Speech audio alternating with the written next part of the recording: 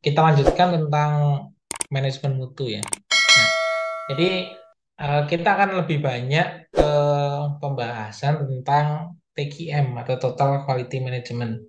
Nah, karena apa? Karena ini adalah eh, apa ya, standar minimal dari suatu perusahaan ya, untuk menentukan mutunya. Ya.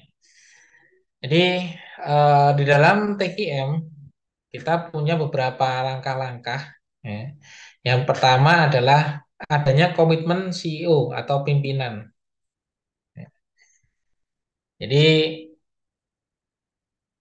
di dalam langkah pertama ini, ya, di dalam TQM adalah adanya komitmen dari CEO atau pimpinan organisasi. Pimpinan harus memahami pentingnya TQM dan memberikan dukungan penuh dalam implementasinya. Ya.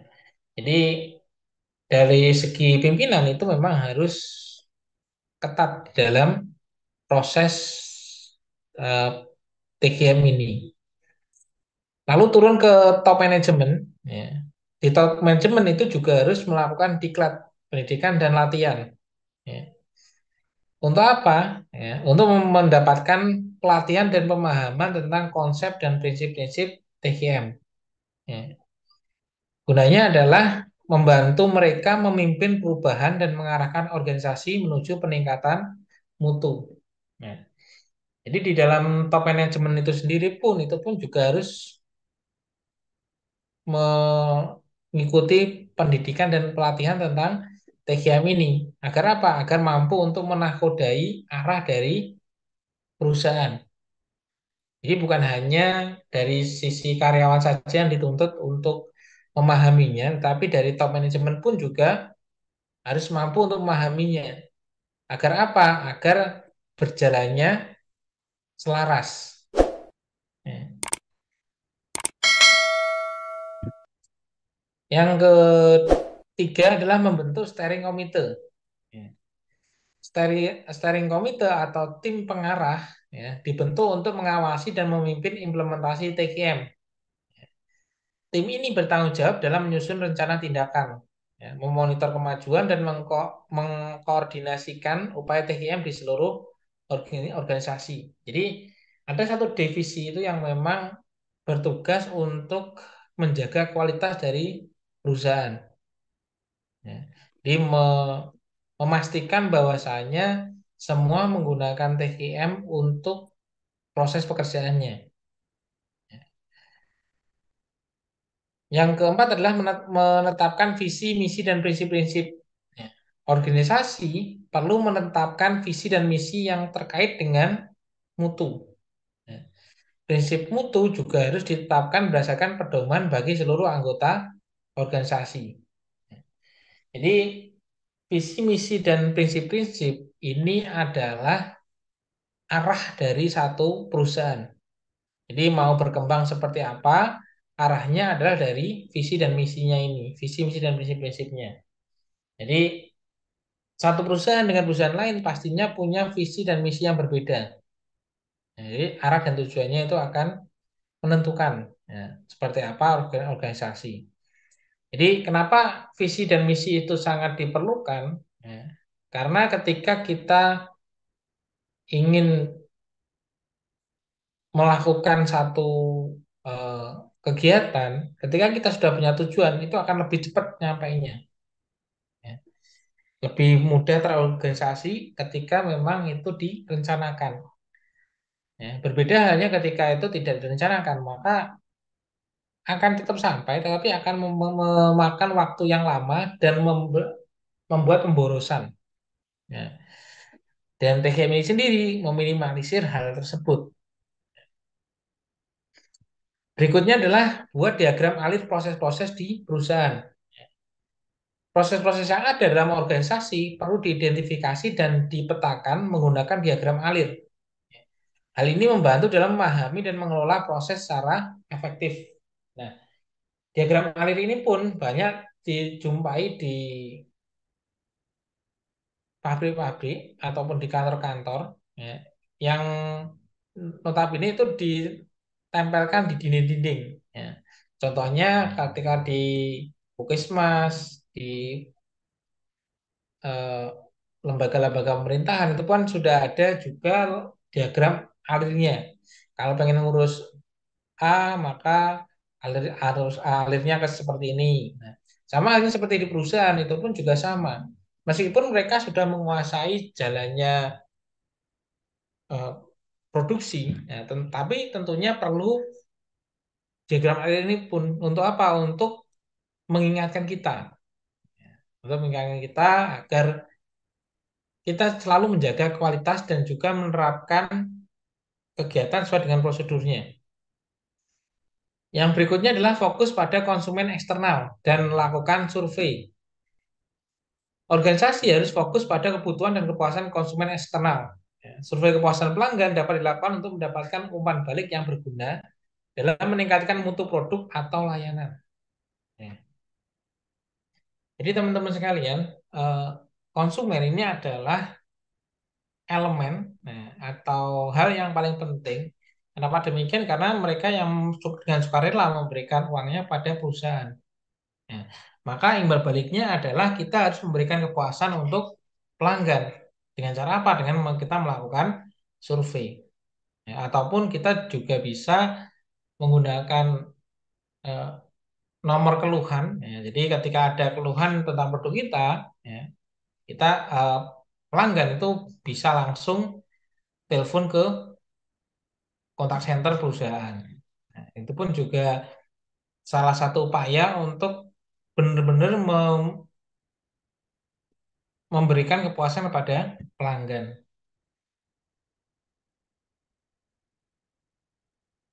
Nah, ini salah satu hal yang paling penting juga. Anggap karyawan sebagai pelanggan internal. Ya. Pendekatan ini mendorong organisasi untuk memperlakukan karyawan sebagai pelanggan internal. Ya. Hal ini berarti bahwa memastikan kebutuhan karyawan terpenuhi dan memberikan dukungan yang diperlukan untuk meningkatkan kinerja mereka. Nah, jadi di dalam perusahaan, ya, di dalam perusahaan ketika karyawannya itu merasa nyaman, maka output yang diberikan itu akan lebih maksimal. Ya. Maka kenapa kok eh, pelang, eh, karyawan itu dianggap sebagai pelanggan juga. Jadi memanusiakan manusia. Ya, ketika inputnya bagus, maka outputnya juga akan bagus. Jadi istilahnya adalah gini teman-teman. Di dalam operasional itu kan ada input, proses, dan output. Ketika inputnya, karyawannya itu baik, di dalam prosesnya, memproses barangnya itu juga baik, maka output yang keluar, produk kita itu pun juga akan semakin baik. Berikutnya adalah buat program pelatihan mutu untuk karyawan. Organisasi perlu menyediakan program pelatihan mutu kepada karyawannya. Pelatihan ini meningkatkan pemahaman karyawan tentang TKM dan keterlibatan mereka dalam perbaikan mutu. Ya. Yang namanya mutu itu kan tidak hanya eh, standar seperti itu. Maksudnya adalah bisa jadi produk saat ini itu bermutu sekali, ya, bagus sekali. Tetapi bisa jadi 3-5 tahun ke depan itu menjadi barang yang kurang bermutu. Ya. Kenapa demikian? Karena perubahan perilaku dari konsumen. Nah, konsumen ingin hal yang lebih. Ya, tentunya tidak ada sesuatu yang pasti. Ya, yang pasti itu akan adalah perubahan. Nah, maka perusahaan perlu melakukan program pelatihan mutu untuk apa? Untuk selalu memperbaiki mutu dari produk yang diberikan kepada konsumen.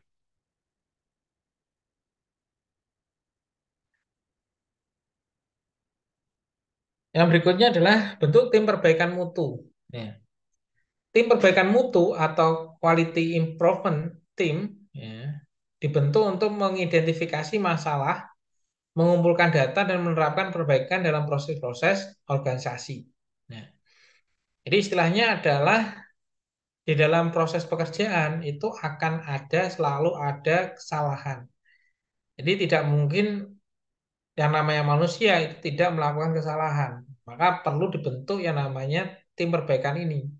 Untuk apa? Bukan untuk menghukum ataupun memberikan punishment kepada orang yang melakukan pelanggaran ataupun kesalahan, tetapi adalah memperbaiki. Jadi itu yang namanya perusahaan itu kan tentunya punya standar. Nah, dan harus ada orang yang melihat mana nih yang perlu diperbaiki, mana nih yang perlu diperbaiki. Nah, seperti itu. Berikutnya adalah implementasi proses perbaikan. Ya. Melalui tim perbaikan mutu, organisasi menerapkan perbaikan dalam proses-proses yang ada. Langkah-langkah yang ditemukan dari analisis data digunakan untuk meningkatkan efisiensi dan mutu. Nah, ini hal yang paling eh, penting di dalam TGM, itu adalah proses perbaikan.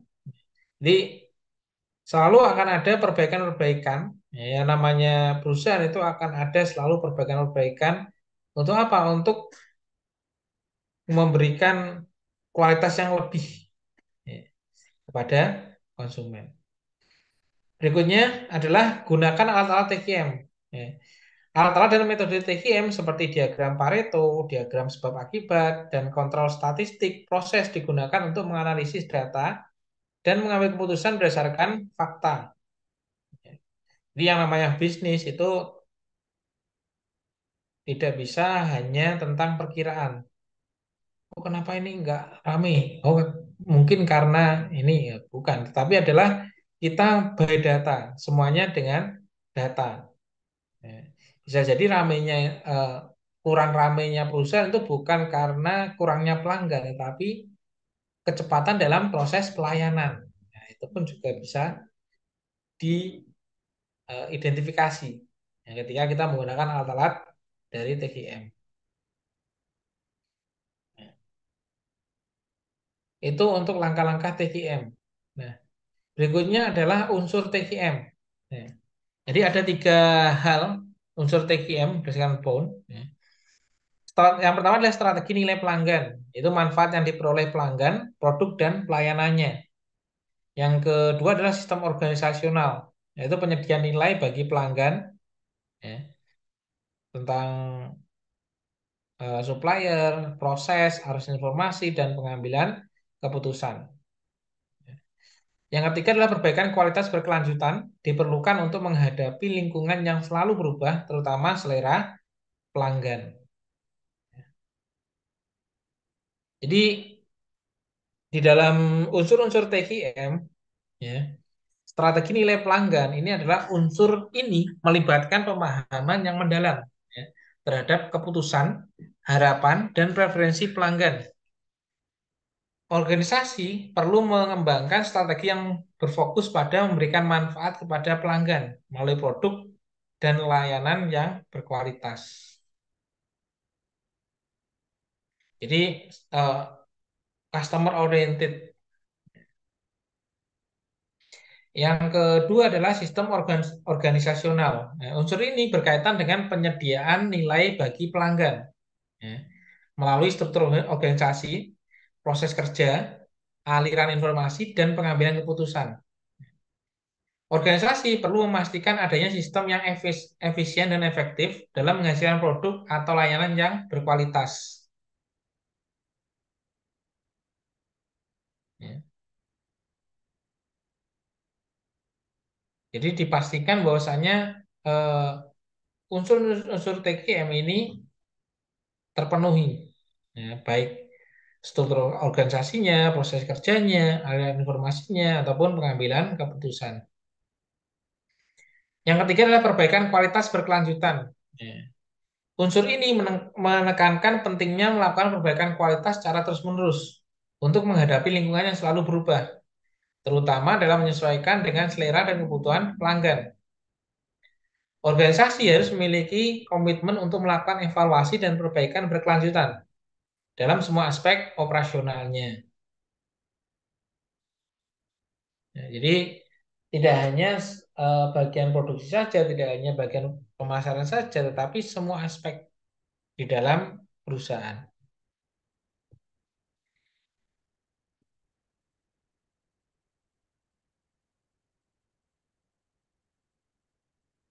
Unsur utama TIM menurut Coach and Davids, ya. Yang pertama adalah tentang fokus pada pelanggan. Ya. TIM menempatkan pelanggan sebagai fokus utama dalam setiap aspek operasionalnya. Ya. Organisasi harus memahami dan memenuhi kebutuhan, harapan, dan kepuasan pelanggan. Ya. Jadi kemarin kita telah mempelajari tentang yang namanya mutu. Ya. Jadi fokus utamanya adalah pelanggan. Nah, di dalam eh, pelanggan itu pasti punya kebutuhan. Nah, produk kita mampu untuk memenuhinya. Tetapi mereka juga punya standar, standar dari barang atau produk ataupun jasa yang akan diterimanya. Maka ketika perusahaan itu mampu memberikan pelayanan yang sesuai atau melebihi harapan dari konsumen, maka akan terjadi yang namanya kepuasan pelanggan. Ya, sebenarnya simpel seperti itu. Yang berikutnya adalah obsesi terhadap mutu. Ya. TIM mendorong organisasi untuk memiliki obsesi terhadap mutu. Ya. Setiap anggota organisasi harus berkomitmen untuk mencapai mutu yang tinggi dalam semua aktivitas dan produk yang dihasilkan. Ya.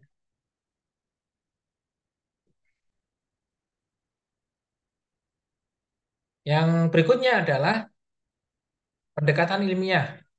Ya. Pendekatan ilmiah melibatkan pengumpulan dan analisis data secara sistematis untuk mengidentifikasi masalah, ya, mencari solusi terbaik, dan mengambil keputusan berdasarkan fakta dan bukti. Nah, jadi di dalam TGM ini sendiri bukan hanya tentang laporan saja, tetapi kita pun juga harus melihat atau mengidentifikasi masalah. Jadi contohnya ketika tidak adanya stok di gudang. Nah, itu masalahnya bukan hanya tentang produksi saja, tapi kita lihat nih. Jadi kita lihat secara keseluruhan. Ya. Jadi kita urutkan, oh permasalahannya adalah stok gudang kosong. Ya. Kita lihat nih, apakah bagian produksi itu sudah bekerja sesuai dengan porsinya. Oh ternyata sudah.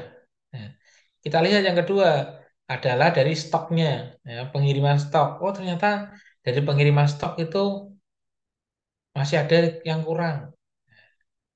Atau mungkin dari pemasarannya. Nah, ternyata pemasarannya itu bekerja dengan keras, maka untuk tingkat pembeliannya itu melebihi dari target. Dan perusahaan belum siap untuk mencukupinya, sehingga stok di gudang itu kosong. Nah, seperti itu. Harusnya seperti itu. Ya, jadi semuanya dilihat dari kenyataan, dari laporan, dari data yang diberikan secara real, ya, dan diidentifikasi secara rinci. Ya. Sehingga apa? Itu akan memunculkan solusi terbaik. Ya. Berikutnya adalah komitmen jangka panjang. Ya. TKM membutuhkan komitmen jangka panjang dari seluruh anggota organisasi, termasuk manajemen puncak.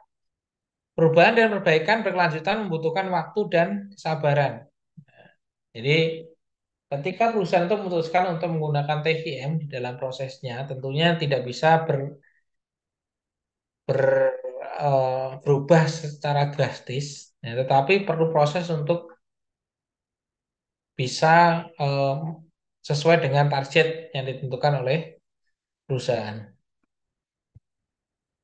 di dalam proses implementasi TGM ini.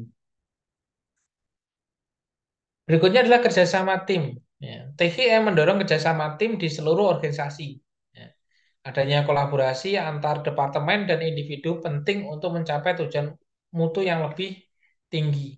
Nah, ini yang saya katakan tentang kerjasama tim. Nah, jadi perusahaan itu tidak bisa bergerak, tidak bisa maju dengan hanya mengandalkan top manajemen saja. Tetapi juga bagian manajer, bagian staff, ya, bagian produksi, bagian cleaning service itu pun semuanya harus mendukung, nah, penerapan TGM ini. Karena ya ketika perusahaan itu menjalankan TGM ini, maka budaya kerjanya itu akan ikut terbentuk juga. Berikutnya adalah perbaikan sistem berkesinambungan. TGM menekankan pentingnya perbaikan sistem secara berkelanjutan. Ya. Organisasi harus terus-menerus mengidentifikasi dan mengatasi penyebab masalah serta meningkatkan proses untuk mencapai mutu yang lebih baik. Jadi kembali lagi yang namanya TGM ini adalah melakukan perbaikan sistem berkesinambungan. Ya, tidak hanya prosesnya saja, tapi sistemnya juga harus diperbaiki.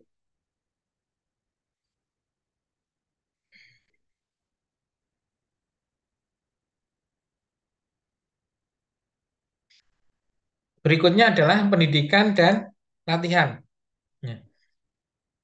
Jadi pendidikan dan pelatihan yang terus-menerus diperlukan untuk meningkatkan pengetahuan, keterampilan, dan pemahaman tentang TIM bagi seluruh anggota organisasi.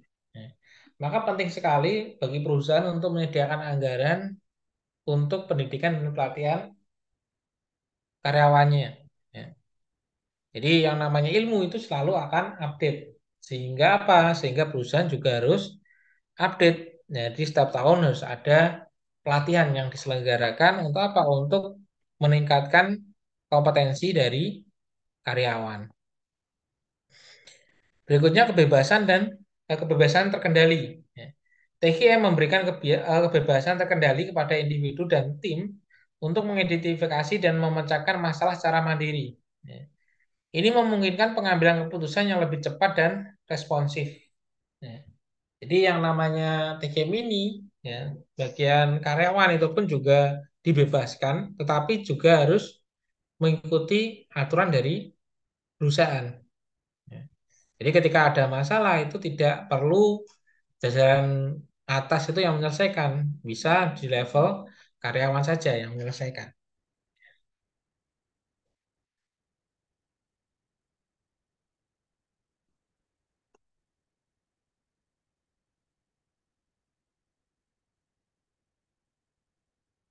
Berikutnya adalah kesatuan tujuan. Nah, kesatuan tujuan adalah prinsip penting dalam TGM. Organisasi harus memiliki visi, misi, dan tujuan bersama yang mengarah pada pencapaian mutu yang lebih baik. Jadi seluruh karyawan itu harus memiliki satu kesamaan tujuan. Yang berikutnya adalah keterlibatan dan pemberdayaan karyawan.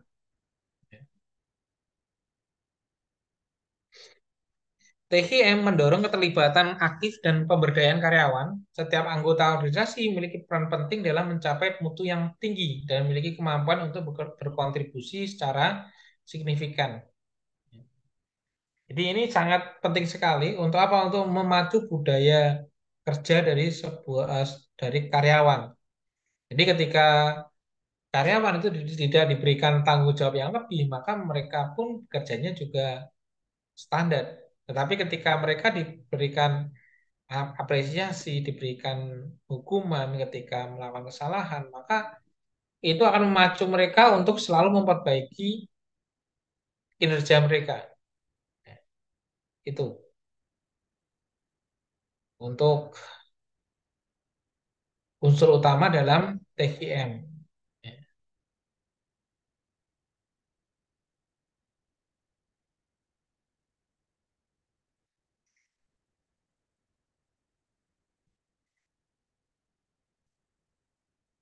Berikutnya adalah kejujuran trilogi. Ya, jadi tiga prinsip yang ditemukan oleh Mister Juran ini. Ya. Ada tiga hal dalam mutu. Ya. Jadi yang pertama adalah perencanaan mutu.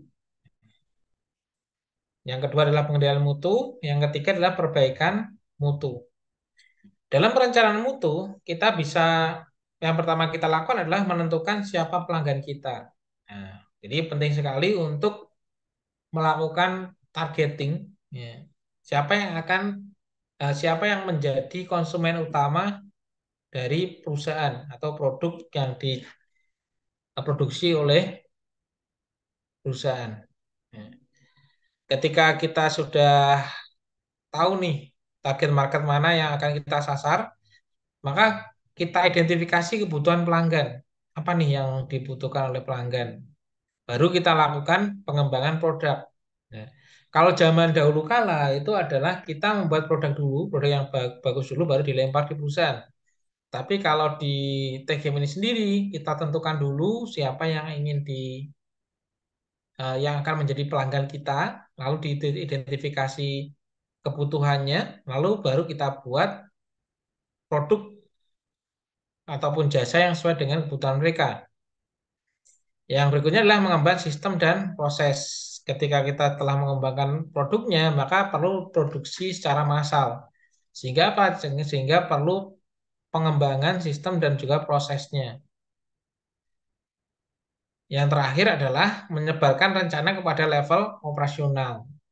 Jadi semuanya pun juga akan diberikan eh, semacam buku panduan untuk apa? Untuk agar visi dan misi dari karyawan itu sama dengan perusahaan. Yang kedua adalah pengendalian mutu, yaitu menilai kinerja mutu aktual membandingkan kinerja dengan tujuan dan bertindak berdasarkan perbedaan kinerja dan tujuan. Nah, jadi di dalam pengendalian mutu itu seperti ini teman-teman, gambarannya. Itu ketika perusahaan nih pengen atau punya target itu adalah 100. Nah, ternyata kinerja dari karyawan itu baru 70. Nah, marginnya 70 ke 100 itu kan kurang 30%. Maka perlu dilakukan, ya, perlu dilakukan perbaikan di bagian tersebut. Nah, jadi seperti itu. Yang berikutnya, ketiga adalah perbaikan mutu. Ya, mengembangkan infrastruktur, identifikasi bagian-bagian yang butuh perbaikan dan proyek perbaikan, membentuk tim project. Ya. Jadi tiga hal ini yang menjadi juran trilogi atau trilogi juran, yaitu di dalam TGM kita perlu melakukan perencanaan mutu, ya, pengendalian mutu dan juga perbaikan mutu. Ya, jadi segala hal itu harus direncanakan dulu, lalu diimplementasikan, ya, tetap harus dimonitoring atau diawasi, lalu ketika ada sesuatu yang kurang maka harus diperbaiki, ya. Itu teman-teman, dari sini ada yang ditanyakan? Tidak, ya. Kalau tidak, itu saja mungkin dari saya. Sampai jumpa di pertemuan berikutnya. Terima kasih, saya akhir cukup sekian. Assalamualaikum warahmatullahi wabarakatuh. Selamat malam teman-teman sekalian. Waalaikumsalam Waalaikumsalam warahmatullahi Bapak, wabarakatuh. terima Terima kasih. kasih, Pak.